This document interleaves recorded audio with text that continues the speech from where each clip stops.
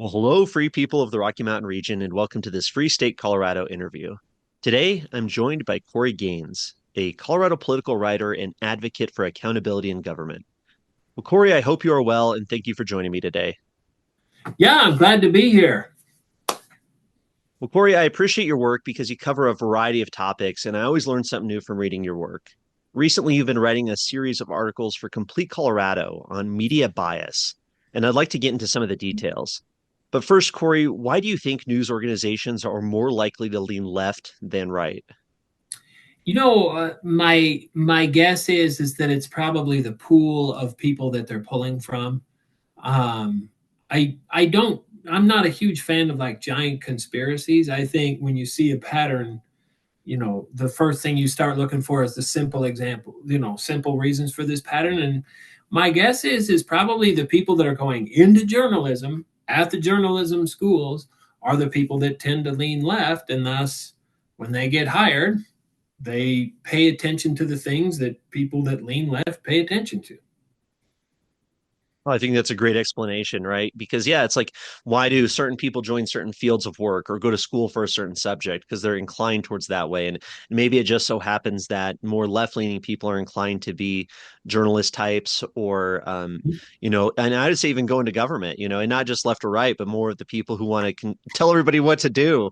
They see a perfect venue. Hey, if these guys just did what I thought the best way society should be organized, everything would be a lot better. I should get into government. And it's almost like a Mhm. self-selecting kind of process that way.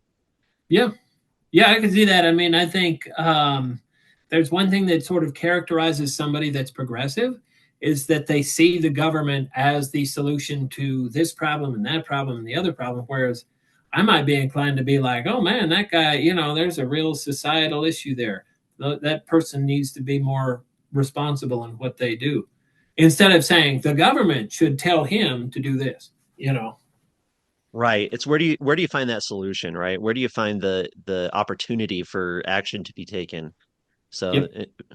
very interesting. Well, one of your most recent articles discussed ideological labels. What's an ideological label and how might they influence readers of news articles?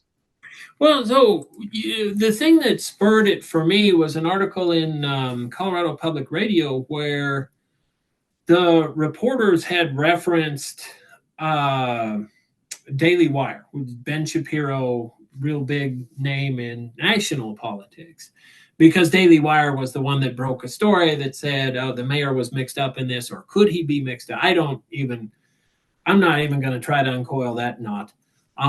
But the reporters had labeled the Daily Wire as conservative media outlet, Daily Wire, or conservative something, right? And I know from the past that Complete Colorado, which I write for, I know that the Colorado Sun has referred to them, and the reporter Jesse Aaron Paul, I know once on Twitter as well. I believe it was, conservative blog.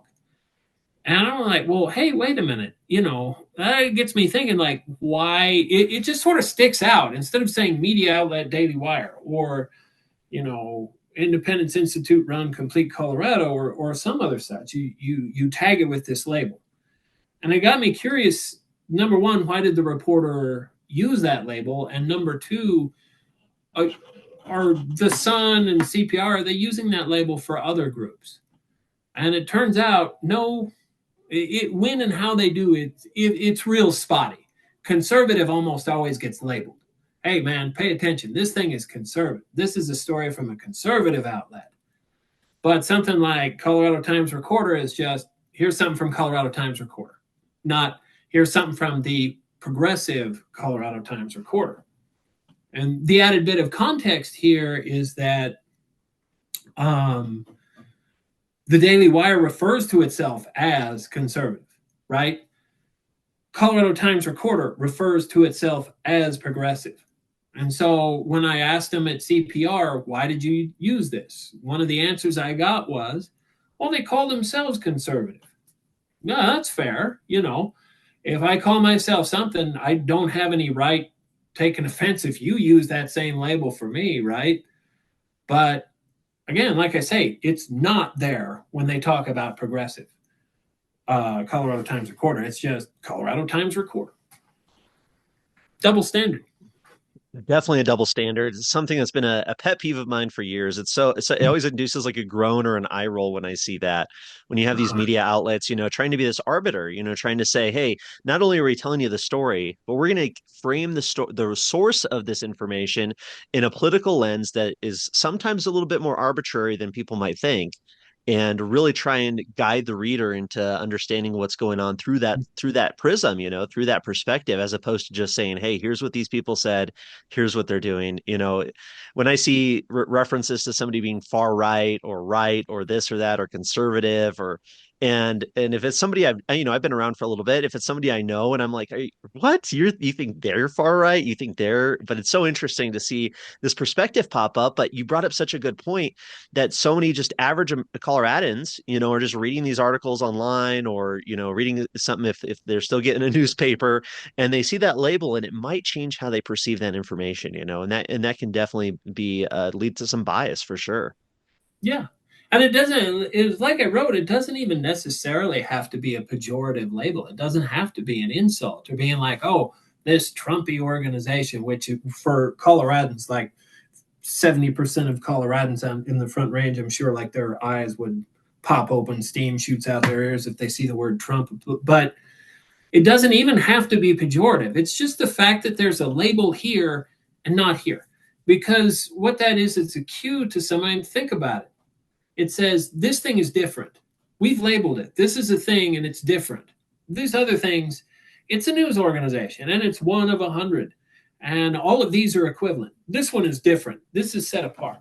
And so the function of the label is to set it apart. And one of the other things that CPR told me was, it's to help our readers who might not be familiar with it. And it's like, well, okay, again, if they're not familiar with it, maybe you could let them make that decision on their own and just say something like, it's the Daily Wire or it's Colorado Times Recorder. And, maybe, and it's something I advocate for. If you are a media consumer, you should be paying attention to where your news comes from and who's giving it to you.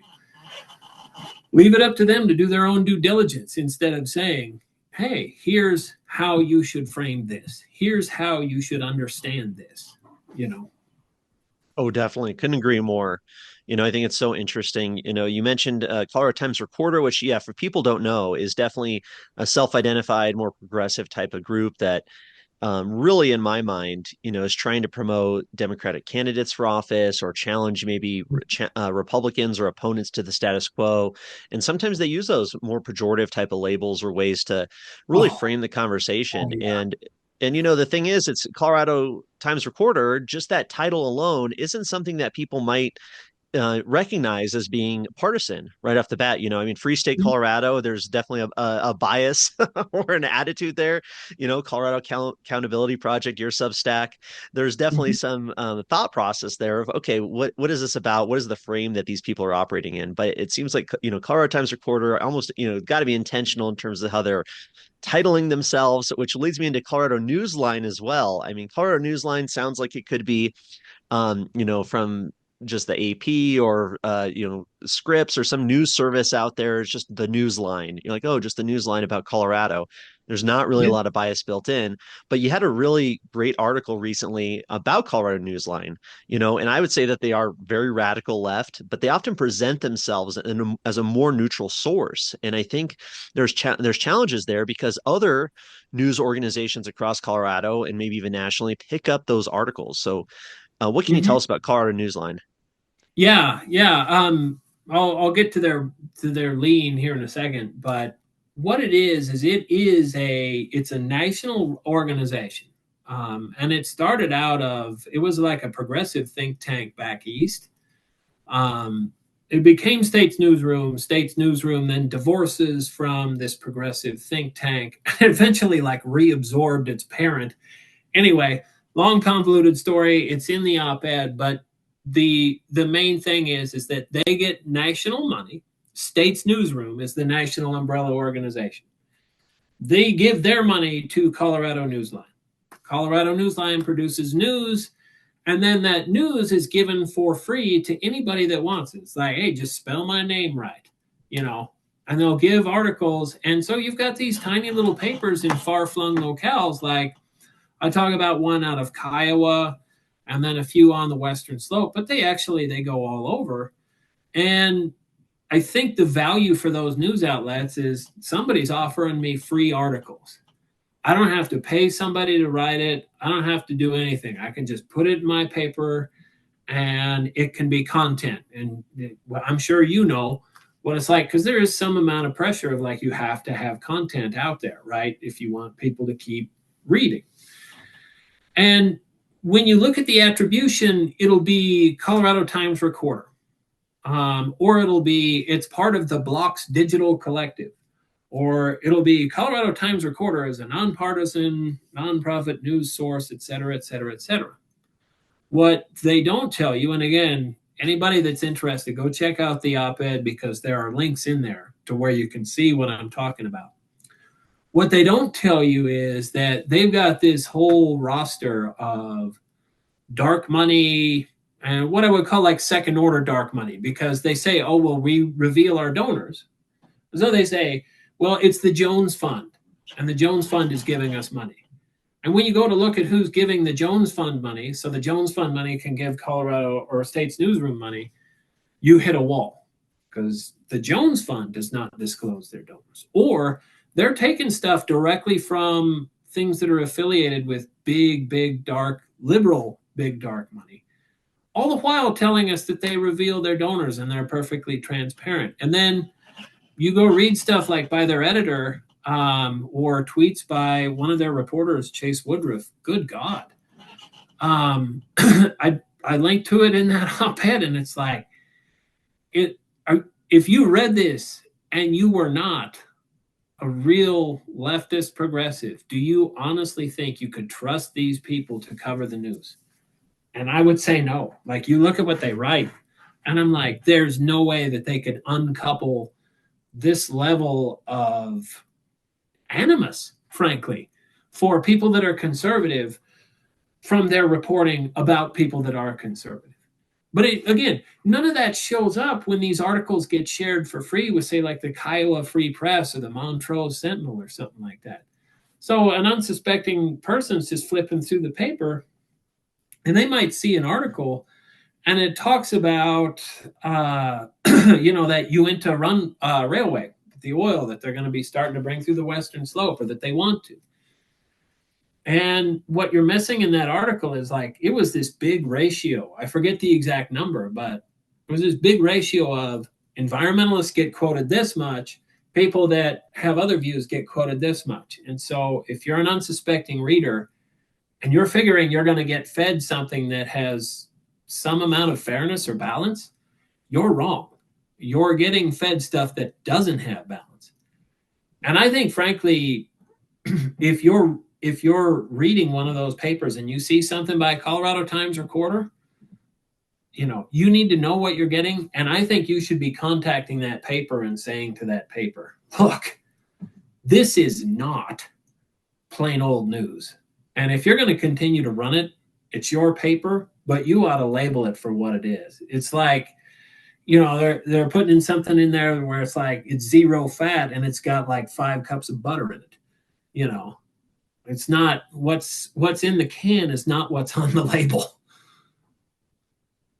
Yeah, I completely agree there. Colorado Times Recorder, Colorado Newsline, these are organizations that people really need to be aware of. When you see that little attribution at the top of the article in your local news website or your local paper, really, yeah, people should pay attention to that. And I really love what you said, Cory, about interacting with these news organizations. If you're a citizen out in Kiowa or a person living out there and you see this, what a great way for you to get involved. And I think so often people want to be passive or think of themselves as just passive observers of what's going on in our political or our news kind of ecosystem, our news space that exists. But you've talked about being more interactive, and that individuals across the state can really have a say and have a voice by reaching out to these news organizations directly. And I think that's so valuable. Yeah. I think if you see something that's unfair, or if you see something that's wrong, particularly, one of the issues I've come across more than once is excuse me, I live out in a rural area, and I saw once it was the Sun, maybe they were proudly proclaiming their new ag report, and it's a 20-year-old transplant from Philadelphia. And I'm like, hey, listen, I'm not an expert in ag, believe me. I came out here from Denver. I know a little bit because I talk to a lot of people, but are you going to tell me that somebody like that is going to understand rural Colorado and production agriculture? And yet you're telling us that's the reporter. I think, like, if you see something that's wrong, something that's factually inaccurate, or something that's imbalanced, I think you should be writing these reporters. I mean, give them the benefit of the doubt, if nothing else, and just say, hey, maybe they're unaware. Now, some reporters are not. They are fully aware of what they're doing. And I've had one or two get kind of snippy back with me, but it's like, you might find one or two that's like, oh, you're right. I forgot that. And they'll fix their paper, because I've had that happen too. I think it's a little bit like with your government. If the press wants to say that they're the fourth estate and that they're important and serve a great public role, then I don't see any issue with saying there's some public accountability that they can have. Speak up. Definitely great advice. Definitely people should take that to heart. Back when there was more of the newspaper era, I was fortunate enough to grow up reading the Rocky Mountain News or the Denver Post every morning before school. Very thankful for that my parents got that every day, and it was a good insight. But there was the editorials and the opinion pages, and it was just people in the community writing in and Mm-hmm. expressing their opinions, maybe disagreeing with an article or calling out that less than factual information or expressing just a different opinion about the conclusions in some of these news pieces. And it seems like Yeah. we've lost a little bit of that. I still see like the denverpost.com and some of these Colorado community media will still, people can email a letter to the editor in and they'll publish it sometimes, there's still that opportunity, but it seems like a lot of that's been lost. And we kind of just, people seem just used to use social media more now to air their grievances against the news media and go after these journalists. And I mean, oh my gosh, uh, it's wild what happens on there. But yeah, there could be a little bit better way to do it. And I think you hit the nail on the head there of, if you're respectful and polite, you reach out to these news organizations and you have better information than they do, then passing that along, it's going to make the whole news system better for everybody. Yeah, yeah. And I think you hit the nail on the head with the word polite and respectful. You know, I mean, again, if you come in with both barrels blazing, number one, they're not going to hear you, right? Like, if you're angry and you're shouting, or the written equivalent of it, all they're going to hear is the shouting, and it's going to shut them off. And I mean, to me, it can be like it might be kind of fun, or like you can unburden some excess emotion or something. But if your goal is to say, like, we got to get some sanity back in this state, that means, like, send a polite email. Probably, if your experience is going to be anything like mine, 90% of the time you'll get nothing back. 5% of the time you're going to get, oh, you're right, I should revisit that, or that fact is incorrect, I'll go fix that. And then 5% of the time you're going to get somebody who's Michael Booth, a little bit inappropriate and mean. But I still think it's worth it.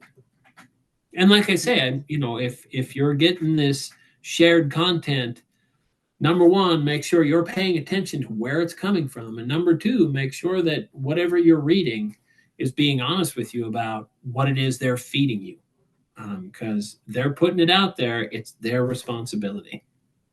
Well, just talking about that honesty about what they're feeding us, another article you had for Complete Colorado identifies tells for readers to know if their news source they're reading leans left. What are some of these examples that people can look for when they're reading some of these news articles from a potentially, an unknown or supposed nonpartisan source? What can people look for? Yeah, like, sort of in the realm of saying that they would be easy things, right? I mean, there's other ways that you can find bias, but if you're talking easy stuff, I would say look. One of the clues is look for newness of language, um, new labels for things. So, like, in that op-ed, it talked about it was almost like the name was changing in real time from one day to the next for what we were going to call people who came across the border and were shipped up here. At first, it's immigrants and it's illegal immigrants, then it's migrants, then it's newcomers. And I don't even know what in the world they're calling it now. But that sort of newness of language, I would say, or things like person centered language, that's another real big one where it's not a homeless person, it's a person experiencing homeless, or it's a person who is addicted to drugs. And I don't know, I mean, call me weird, but the English I grew up with, um that's not really standard construction. It just feels weird and awkward to me. So it sticks out. So if you see that, be like, okay, I think there's a really good chance that whoever wrote this is probably pretty liberal and it's going to tilt that way. Yeah, definitely some good examples there. Yeah, the newcomers or unhoused persons or Yeah. this and that. And don't get me wrong, maybe some of these labels have been misused in the past, but nonetheless, this attempt to kind of, and it's the same thing with the ideological labels in a way. It's trying to frame this whole argument or frame this whole Mm-hmm. position and shift kind of that what we'd expect from the media is just to give us the facts and tell us what's going on, or at least that's what we should expect from them. Instead, Right. they want to frame it and use their little verbal trickery, which is interesting, because I think there's, poll after poll, right? There's less trust in the news media than ever. So many of these cable news networks are laying people off, they're shutting down. The bias is just so obvious these days, especially now that we have the internet and we can compare our notes. We could say, hey, listen, here's what this news organization said nationally, local, they say a different story. And then you hear accounts from people who actually live there, and it's maybe neither one of those. Yeah. So there's so much mistrust, but I think it's so important, like what you're doing with your Substack and your articles for Complete Colorado is, you are the media now, right? I mean, you and maybe me and some other people out there are maybe able to generate content or tell a Mm-hmm. story or get some information out there to people that normally was only accessible really through these big corporate news media's organizations that have this bias, or they have all this dark money or money from these national organizations that are giving them money only to push up a specific point of view. So how, Yep. how important it is these days, how important is it for people to have a Substack or a Twitter account or this or that or a website where they can have all these differences of opinions? And, I think that's really the future.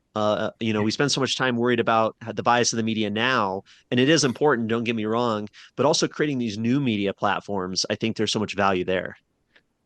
I agree. And I think, if my opinion hasn't really changed much since starting a lot of this, that the bias is inherent because bias is a normal human thing. We all have stuff that we pay attention to, the things we believe, that colors what we talk about, that colors how we perceive things. Like if you have one particular orientation, you might see a behavior and say, well, here's the cause. If you have another orientation, you might see it another way.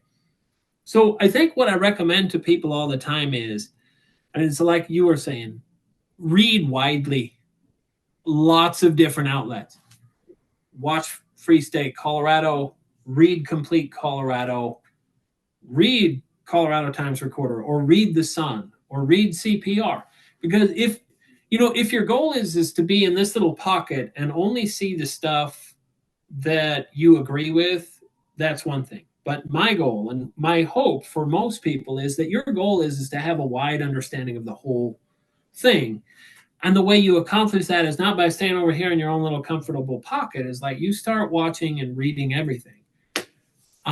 Because, yeah, CPR is going to cover only certain stories. And say Complete Colorado is only going to cover certain stories. If you only watch one or the other, you're only going to see certain aspects. And or you might see something that's written about in Colorado Sun, and then on my page, because that's one of the things I take as like a mission of mine is to say, here's the parts of this story that they're not telling you about. you know so read widely. It's like eating a varied diet. I mean, if you only ate bread, you probably wouldn't be real healthy, so eat lots of different stuff. That's great advice. Definitely echo that sentiment. Mhm. People See everywhere. See where read as much as you can, read it all, find out the information that you're interested in, but understand that there's bias there that is inherent Mhm. to human nature, and that people are gonna, if it's even if it's just selecting the story to cover, people are gonna Yeah, have their own perspective or their own idea about why this is important as opposed to another story. So yeah, definitely appreciate all your work, Cory. Keep up the great work with your Complete Colorado articles. It's one of the best resources. Just a little plug for them, CompleteColorado.com. Check that out every day, usually twice a day. It's updated, but that's just a good news aggregator, kind of like the yep, Drudge Report, where it pulls all this information from across our state, and you do get a varied media diet at Complete Colorado. And then what you do on yeah. there, the page two original reporting, is some great stuff as well, stuff you won't find anywhere else. So definitely encourage people to check that out. And your Substack, and there's others out there too that kind of provide a lot of extra information that is not very talked about. So awesome, Cory. Really appreciate your time. Any final thoughts on media bias or the news media or how people can be better consumers? Yeah, I kind of like I said before. I mean, I think you just eat a varied diet, and as you do so, you'll pick up on the bias in things, and just be aware of it, because I think most people already get that, and they understand that it's there. And then when they talk about how neutral they are or how nonpartisan they are, just pat them on the head and just keep going about doing what you're doing. So Awesome. Well, thank you, Cory. Really appreciate you taking the time today. Hope to talk to you again soon. yeah, thank you. I had fun. All right, take care.